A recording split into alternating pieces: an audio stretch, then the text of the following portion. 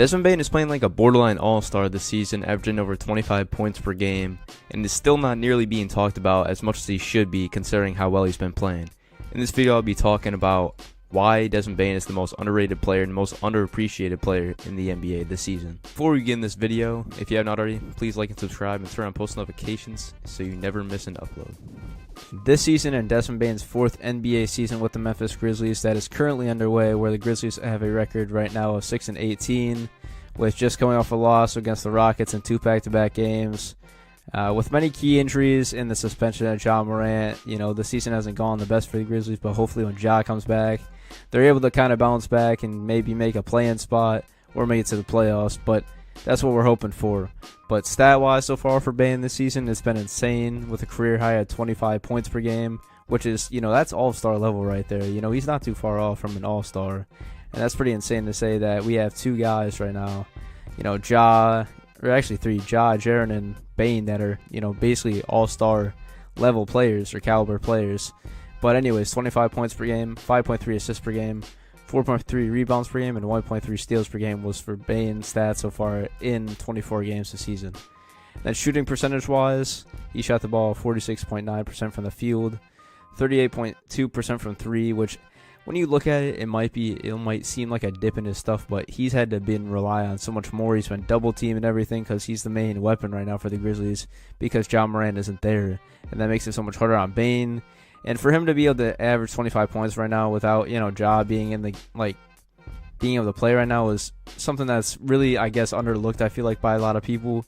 And I feel like a lot of people aren't really talking about Bane, and that's kind of why I'm making this video, is because, he's having a career year. He's having a great season, and nobody's still talking about the guy. The guy almost dropped 50 points on the Pistons, which I get it's the Pistons, but, 49 points is 49 points. I don't care what team it's against, that's 49 points. But good things so far this season that I've seen from Bane is he's been able to hit way more contested, threes compared to previous seasons. He's been able to weave out of the traffic. He's been able to use screens very well, picks very well, pick and rolls very well to get open on screens for shots and for step back threes and for, contested 2-pointers, mid-range shots, paint layups. He's became, not just his first NBA season, you take it back, he was more of a, I won't say he was just a spot-up shooter, but he was just a main 3-point shooter. He wasn't really a mid-range type of guy too much, and he wasn't really relied on as, a layup and a fast break type scorer in the paint. But, this season he's been doing it all, obviously, because he's been relied on so much, because he's been having to be the leader for the Grizzlies right now because, like I said, Ja's out for the 25 games. He's about to be back soon, and then the key players got out. Marcus Smart's been injured, and he's a key veteran. Luke Kennard, he's injured. That's another big injury. Steven Adams, talking about Brandon Clark, that rebound, he's just not there, and it's hard, sometimes for screens to get open, have pick and rolls work successfully because we don't have that experience and we don't have that leadership and that veteran, experience, like I was saying, to thrive, I guess, in the paint, because we don't have Steven Adams and Brandon Clark. You might not call Brandon Clark a veteran yet, but he's definitely a guy that, if we had on the court right now, he'd be making a huge impact for us.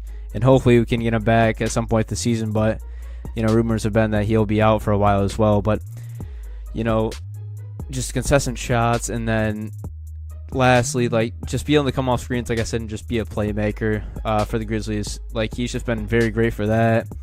And like I've said, he's improved his fast break and his driving to the basket skills so much. And that makes him so much more of a threat because opposing defenses don't know what he's going to do. If he's going to drive in for a layup, if he's going to shoot a step back 3, if he's going to come off a screen, if he's going to find the open guy, swing it, cut to the basket. There's so many things he can do because of how much of a bag he has right now. And he just keeps expanding it every single year, and that's why he's been able to take the jumps he's had, from his first season to his second season. He jumped almost double his scoring average from 19.2 to 18.2, which is insane. I haven't seen many NBA players do that, or watching basketball, so it's pretty insane to see. And I don't know, I just feel like Bane should be a lot more talked about. I don't understand why he's not. Bro, he's basically an all-star player now. I would argue that he could be an all-star player this year still, even when Ja comes back. It's going to be very, very close, and we'll see what happens. But that is the insane rise of Desmond Bane. If you guys enjoyed this video, hit the like button, subscribe, and turn on post notifications so you never miss an upload.